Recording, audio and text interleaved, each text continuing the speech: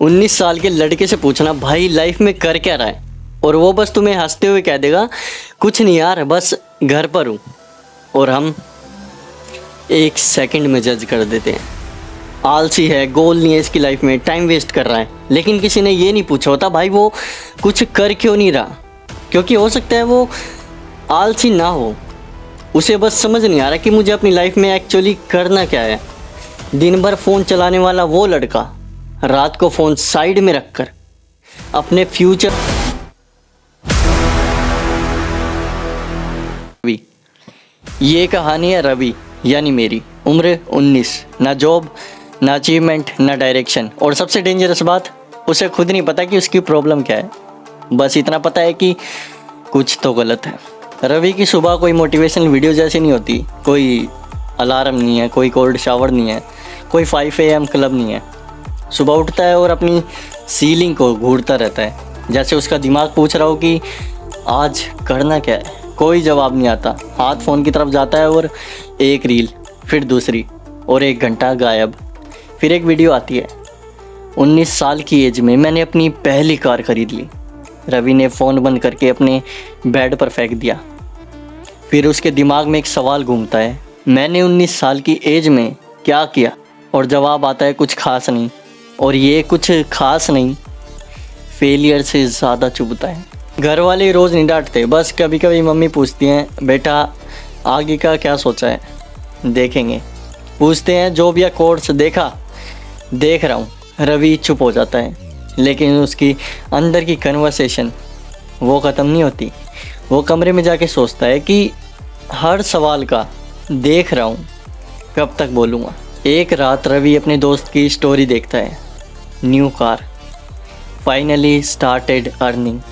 Ravi phone lock कर देता है, दोबारा अनलॉक करता है, दोबारा स्टोरी देखता है। हम दोनों सेम एज के हैं, वो कर रहा है तो मैं क्यों नहीं। उस रात नींद नहीं आती। अगर 25 तक भी कुछ नहीं हुआ तो, अगर मैं एक्चुअली में लूज़र ही हूँ तो। और यहीं से प्रॉब्लम सबसे डेंजरस मोड़ ले लेती है, क्योंकि दुनिया अगर तुम्हें फेलियर ना भी बोले, तुम खुद को बोलना शुरू कर देते हो। कुछ दिनों बाद रवि का एक दोस्त ऐसे ही पूछ लेता, भाई लाइफ में कर क्या रहा है आजकल। कुछ नहीं, ना जॉब ना बिजनेस, कॉलेज वो भी नहीं। दोस्त रुक के बोलता है फिर करेगा क्या। रवि मजाक में बोलता है बेरोजगारी। दोनों हंस देते हैं, सिर्फ एक जोक। लेकिन घर आते आते वो एक वर्ड दिमाग में बार बार बज रहा था, बेरोजगारी। तब उसे पहली बार समझ आया कि प्रॉब्लम जॉब ना होने की नहीं थी, प्रॉब्लम ये थी कि वो खुद को समझ नहीं पा रहा था। उस रात रवि अपनी छत पर चला गया और खुद से सवाल पूछा, क्या मेरी लाइफ ख़राब हो चुकी है। और फिर उसने अपनी एज याद की, सिर्फ 19 साल। और वो खुद से ऐसे सवाल पूछ रहा था जैसे उसकी रिटायरमेंट आ चुकी हो, जैसे उसकी लाइफ की ट्रेन निकल चुकी हो। और फिर एक सिंपल सा थॉट उसके दिमाग में आया कि मैं 19 साल की एज में खुद को ख़त्म समझ रहा हूँ, तो 29 में क्या करूँगा। और उस रात उसने अपनी प्रॉब्लम को सही नाम दिया। वो फेलियर नहीं था, वो डायरेक्शनलेस था। और डायरेक्शनलेस होना परमानेंट नहीं होता। अगली सुबह रवि ने कोई बड़ा फैसला नहीं लिया, कल से लाइफ चेंज नहीं बोला, बस एक डिसीजन लिया कि अब मुझे ना वीडियो एडिटिंग सीखनी है। रोज़ 1 घंटा, चाहे मूड हो या ना हो। पहले दिन नोटबुक खोली, एडिटिंग वीडियो चलाई, कुछ खास समझ नहीं आया, लेकिन फिर भी देखता रहा। तीसरे दिन मूड नहीं किया, स्किप कर दिया। और यहीं पुराना रवि वापस आ सकता था, लेकिन उसके अंदर है ना एक डिसअपॉइंट पैदा हुआ, देखा तू नहीं कर सकता। चौथे दिन रवि ने दोबारा स्टार्ट किया, इम्परफेक्ट, लेकिन दोबारा शुरू किया। कुछ हफ्तों बाद उसने ना एक छोटे से एडिटिंग के काम के लिए ना अप्लाई किया, और उसे लग रहा था कि अब कुछ बदलेगा, लेकिन रिप्लाई आया रिजेक्टेड। पुरानी आवाज़ वापस आई, मैंने कहा था ना तू नहीं कर सकता। लेकिन एक नई आवाज़ भी थी, छोटी सी, कि तू इस रिजेक्शन को लाइफ टाइम फेलियर मान रहा है क्या।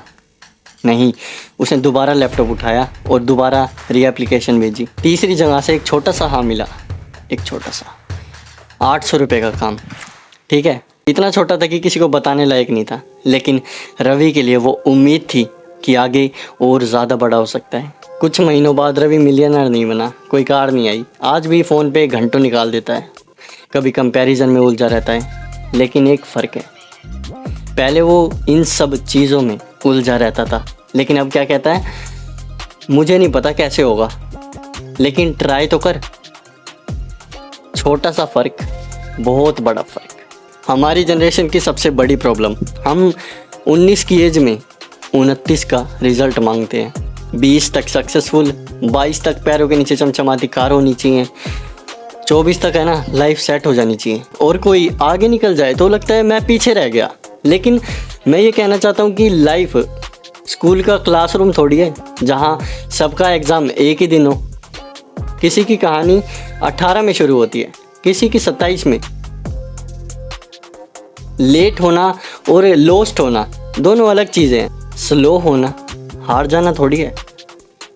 और अगर तुम्हारी एज भी 18, 19, 20 साल है और जॉब नहीं है, डायरेक्शन लेस हो, तो तुम लेट थोड़ी हो यार। तुम्हारे दोस्त तुमसे आगे हो सकते हैं, हो सकता है वो तुमसे अच्छा बढ़िया पैसा कमा रहे हो सकते हैं, लेकिन उनकी बेहतरीन लाइफ तुम्हारी लाइफ की डेडलाइन थोड़ी है यार, कि ले अब तो कुछ हो ही नहीं सकता लाइफ में।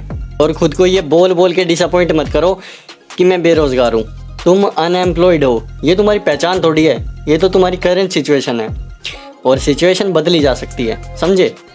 इसी सोच के साथ बस एक काम करना, कभी रुकना मत तुम जिस भी फील्ड में हो। रवि अब भी कभी छत पर जाता है ना तो वही हवा, वही एहसास, लेकिन एक चीज़ बिल्कुल बदल चुकी है। पहले वो खुद से पूछता था कि यार मेरी लाइफ अच्छे से कब स्टार्ट होगी, लेकिन अब वो खुद से कहता है कि शायद वो ऑलरेडी स्टार्ट हो चुकी है, बस मुझे उसको सही डायरेक्शन देने के लिए अपना 100% देना होगा। आज भी रवि के पास कोई सक्सेस की कहानी नहीं है, लेकिन उसके पास टाइम है, और अगर तुम्हारे पास टाइम है ना तो चांस है तुम्हारे पास गिरने का, फेल होने का और दोबारा उठने का।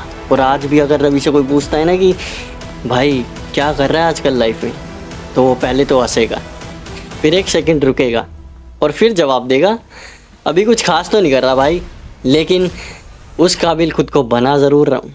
कहानी तब ख़त्म नहीं होती जब तुम सक्सेसफुल नहीं हो पाते, कहानी तब ख़त्म होती है जब तुम ट्राई करना छोड़ देते हो भाई। कभी भी है ना पूरे फ्यूचर का आंसर मत ढूंढना, उसमें उलझ जाते हैं यार बंदे।